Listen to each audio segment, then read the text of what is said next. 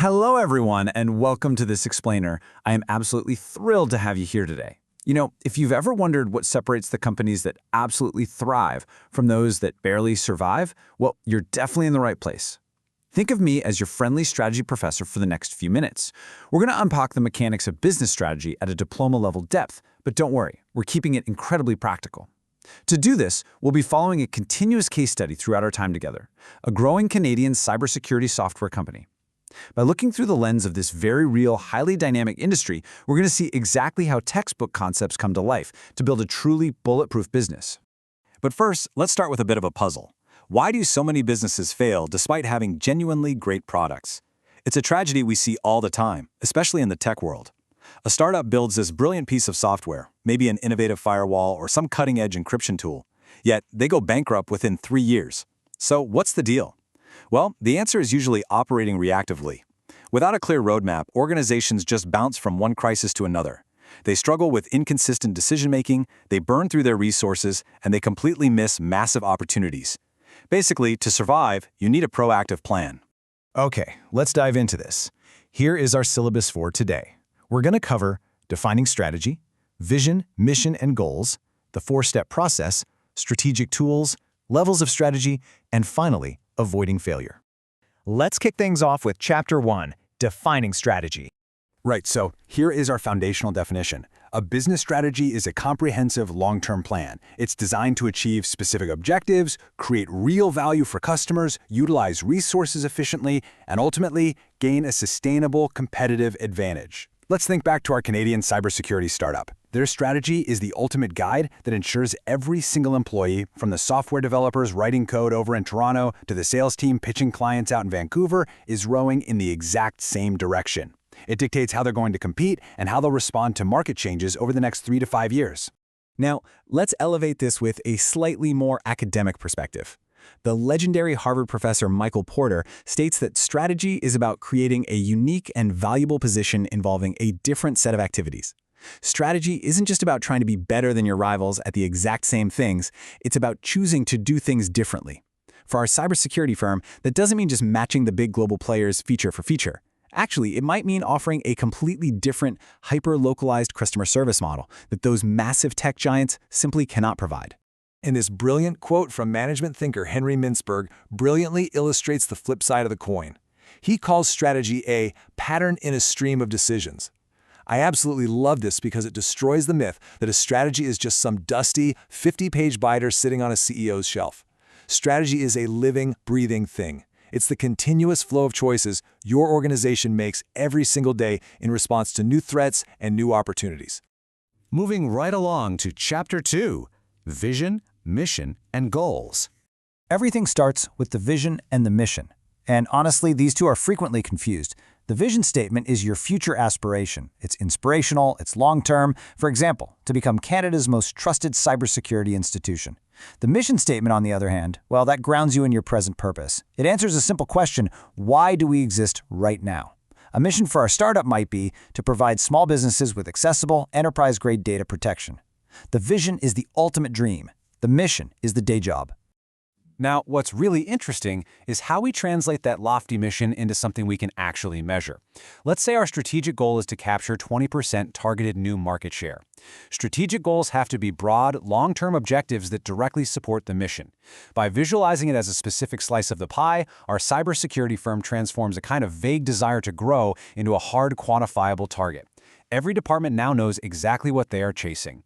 And we can break this down even further into strategic, operational goals. Take a look at these two specific targets: improving customer satisfaction by 15% and reducing operating costs by 10%. Effective goals are realistic, they are measurable, and they are highly action-oriented.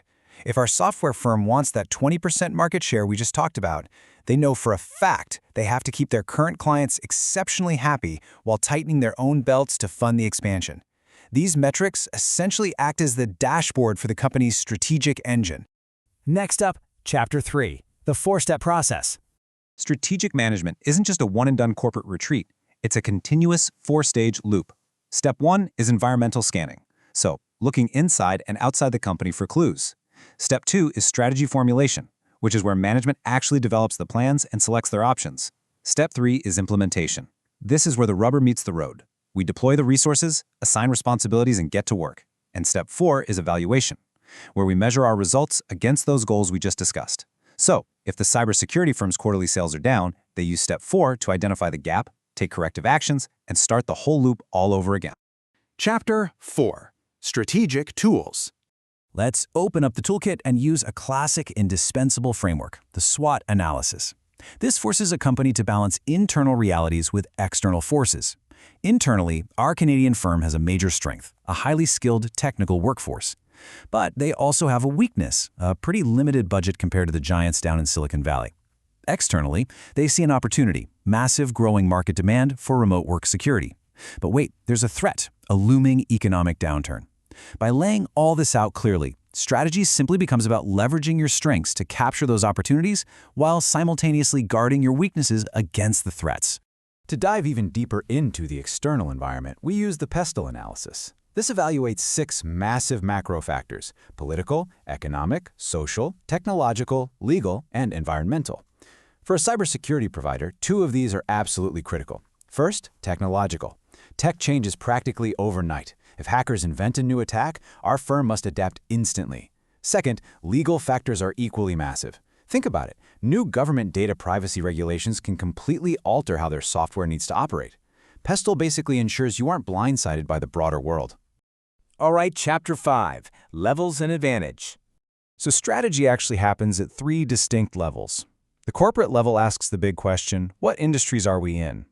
The business level asks, how do we compete in them? And the functional level is strictly departmental. The real beauty of this framework is alignment. If corporate demands rapid expansion, well, functional HR must aggressively recruit and develop new employee training programs to support that exact growth. Every single level has to be singing from the same song sheet. Let's move to and see how this builds into our ultimate goal of competitive advantage. To outperform your rivals, you generally choose one of 3 paths. There's cost leadership, think Walmart, offering the lowest prices. There's differentiation, think Apple, offering totally unique value. Or a focus strategy, which means targeting a very specific niche segment. Now, for our Canadian firm, trying to be the absolute cheapest cybersecurity software against massive global corporations, that's a losing game. Their winning move is differentiation, offering uniquely valuable software tailored specifically to the complex, hyper-specific compliance needs of Canadian small businesses. Finally, Chapter 6: Avoiding Failure.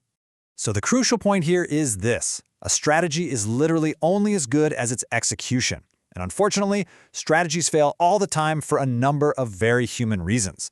Lack of clear objectives means employees simply don't know the priorities. Poor communication leaves the grand plan stuck in the boardroom. Insufficient resources mean the team is set up to fail from day one. And perhaps the biggest killer of all, failure to adapt. In a field like cybersecurity, resisting change or failing to monitor rapid technological shifts will sink your business way faster than any competitor ever could. Bottom line, a strategy must be adaptable to survive. Which leaves us with this final, incredibly important thought. If strategy really is a continuous stream of decisions, is your organization truly ready to adapt to the next major disruption? Have you built the internal feedback loops to spot threats early and pivot quickly? I really hope this deep dive has given you the strategic lenses to look at your own organization a little differently today. Thank you so much for joining me for this explainer. If you found this valuable, please hit that like button, subscribe to the channel, and let's keep learning together. I will see you in the next one.